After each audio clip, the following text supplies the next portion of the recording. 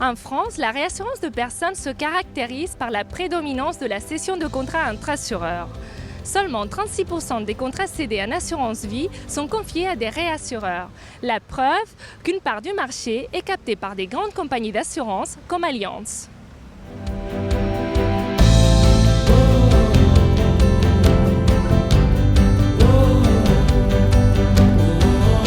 Bonjour Monsieur Richier. Bonjour. Est-ce que les cessions de contrats entre assureurs sont toujours d'actualité et un business d'avenir dans le cadre de Solva 2? Je pense que Solva 2 ne change pas les conditions d'exercice de cette nature-là. Je pense que Solva 2 va peut-être faire évoluer pour certains assureurs leur position, mais globalement, ce n'est pas la question de Solvabilité 2 qui va se poser. Je pense que ce qu'on va voir, c'est certains assureurs vont trouver un intérêt à faire des cessions parce que ça va les aider dans l'acquisition d'une marge de solvabilité confortable. D'autres vont trouver que c'est une contrainte et de toute façon pour qu'il y ait une cession, il faut que celui qui prenne ait les fonds propres et la capacité justement à répondre à Solvabilité 2. Donc Solvabilité 2 peut redistribuer les cartes mais ne remet pas en cause. Par contre, je pense qu'on aura peut-être un peu moins de réassurance et un peu plus de coassurance. Mais bon, ça c'est l'histoire qui le démontrera. Donc je ne pense pas que ce soit lié à Solvabilité 2 sur le système lui-même. Ce que Solvabilité 2 va changer, c'est les acteurs, avec certains acteurs qui vont peut-être donner plus et d'autres qui vont prendre moins parce que ça va leur consommer trop de fonds propres. Et est-ce que l'ANI peut avoir un impact sur ces cessions de contrats entre assureurs? Je pense que l'ANI peut avoir un impact dans la mesure où c'est, je dirais, un marché qui va croître et que certains peuvent avoir de l'appétit et trouver qu'ils sont courts en capital, que ce soit parce qu'ils prennent de gros contrats ou parce qu'ils ont des accords de branche importants. Mais on reviendra à ce que je vous ai indiqué tout à l'heure. Il y aura toujours des coassurances éventuellement ou des cessions vers des assureurs. Mais Solvabilité 2 simplement indique que certains sont plus aptes à le faire que d'autres. Donc certains seront peut-être avantagés parce qu'ils ont une solidité qui le leur permet, je pense que c'est le cas d'Allianz d'ailleurs, de travailler dans ce domaine-là parce qu'on a les fonds propres.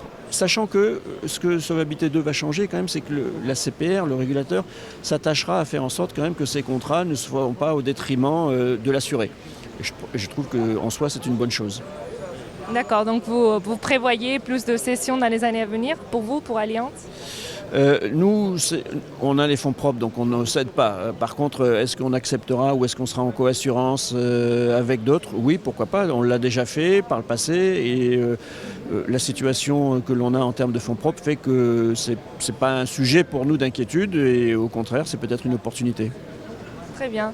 En ce qui concerne l'ANI, quelle est la stratégie d'Allianz pour faire face à cette nouvelle réglementation? Nous avons depuis plus d'un an maintenant lancé un produit qui est destiné finalement aux petites entreprises. Parce que le sujet de l'ANI, c'est comment les petites entreprises, les TPE, les entreprises de moins de 10 salariés, disons, se l'approprient. Parce que c'est là que se situe la révolution. Les grandes étaient déjà concernées par les contrats collectifs. Les petites, c'est une découverte. Donc on a la chance d'avoir des réseaux de proximité. On a la chance d'avoir un bon produit, on a la chance d'avoir une expérience dans le domaine du collectif, d'avoir une solidité qui rassure, je pense aussi, ces petites entreprises.